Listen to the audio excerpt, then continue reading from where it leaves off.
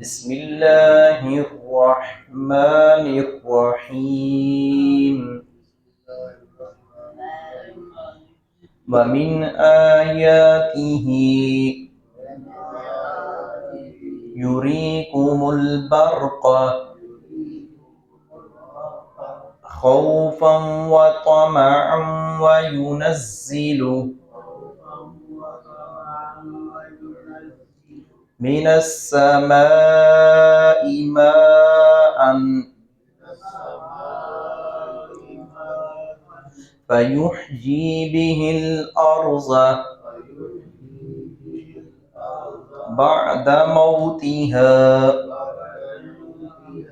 إن في ذلك لآيات لقوم يعقلون۔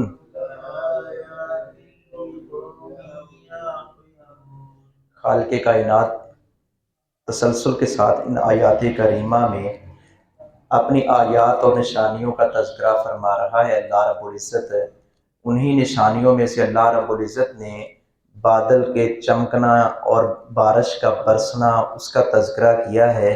کہ جب بادل چمکتا ہے گرجتا ہے تو اپنا خوشی ہوتی ہے کہ بارش کی ضرورت ہے، بارش برسے گی، اور اپنا دوسری طرف خوف بھی ہوتا ہے کہ کہیں یہ گرج چمک ہمارا ہی نقصان نہ کر دے۔ تو اللہ رب العزت نے فرمایا کہ یہ میرے اختیار میں ہے، میں اس بارش کے ساتھ زمین کو زندہ کرتا ہوں، میں مردہ زمین کو بارش کے ساتھ زندہ کرنے پر قادر ہوں۔ تو میں انسانوں کو زندہ کرنے کے بعد، پیدا کرنے کے بعد مارنا اور پھر مارنے کے بعد دوبارہ زندہ کرنا، اس بات پر بھی میں قادر ہوں۔ تو یہ اللہ رب العزت کا نظام ہے، وہ تنہا چلا رہا ہے، اس کو کسی کی محتاجگی اور ضرورت نہیں ہے، اس کو فرشتوں کی یا اس نے جو مختلف ڈیوٹیوں پر جو لوگ مامور کیے ہیں، یہ تو اس کا ایک نظام ہے، اس کا ایک سسٹم ہے۔ تو اللہ رب العزت نے ان آیات کا تذکرہ کر کے ہمیں اس بات کا سبق دیا ہے کہ اس ذات کے ساتھ تعلق مضبوط کریں جو ذات ان ساری چیزوں کو ایک مدار میں رکھتی ہے اور ان ساری چیزوں کو انسان کے لیے مسخر کیا ہے۔ اگر پھر بھی انسان اللہ رب العزت کی نافرمانی کرے، اس کی بغاوت پر اتر آئے، اس کے احکامات کی نافرمانی اور پیروی کی بجائے اس کے خلاف چلنا شروع ہو جائے، تو پھر ایسے لوگوں پر حجت پوری ہونے کے بعد فرمایا کہ میرا عذاب ہی آتا ہے، پھر ان لوگوں کا کوئی ہلا بہانا نہیں سنا جائے گا۔ وَمِنْ آیاتی، اور اس کی نشانیوں میں سے ہے یریکم، کہ وہ تمہیں دکھاتا ہے البرق،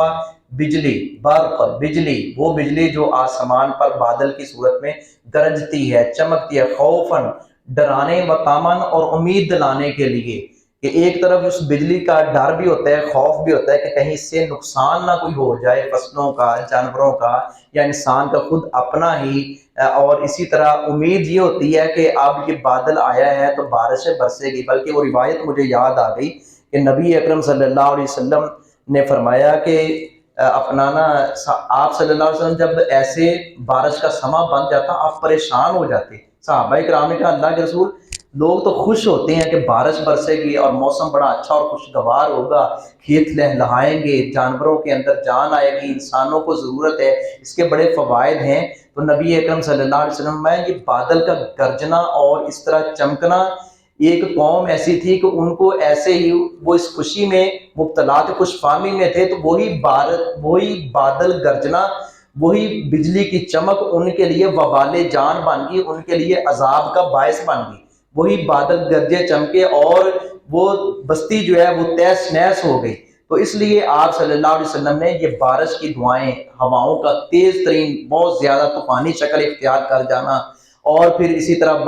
بارشوں کا بہت زیادہ ہونا یا بارشوں کا نہ ہونا، بارش کی ضرورت کے وقت دعا، اور بارش زائد ہو جائے تو تب دعا کون سی پڑھنی ہے، اور طوفان چلے تب کون سی دعا پڑھنی ہے۔ نبی اکرم صلی اللہ علیہ وسلم نے ہماری ہر موقع پر رہنمائی فرمائی ہے اور بڑی خوبصورت رہنمائی فرمائی ہے۔ وَيُنَزِّلُ مِنَ السَّمَاءِ، اور وہی نازل کرتا ہے، من السماء آسمان سے، ماءً پانی، وہ برکت والا پانی، وہ بارش والا رحمت والا پانی، فیحیی پھر وہ زندہ کرتا ہے بھی اس کے ذریعے سے الارض زمین کو، بعد موتھا اس کی موت کے بعد۔ یہ اس میں ایک سبق دیا گیا ہے کہ اس کو مرنے کے بعد اللہ رب العزت اسی زمین کو دوبارہ، مردہ زمین ہے، شور ہے، کلر ہے، اور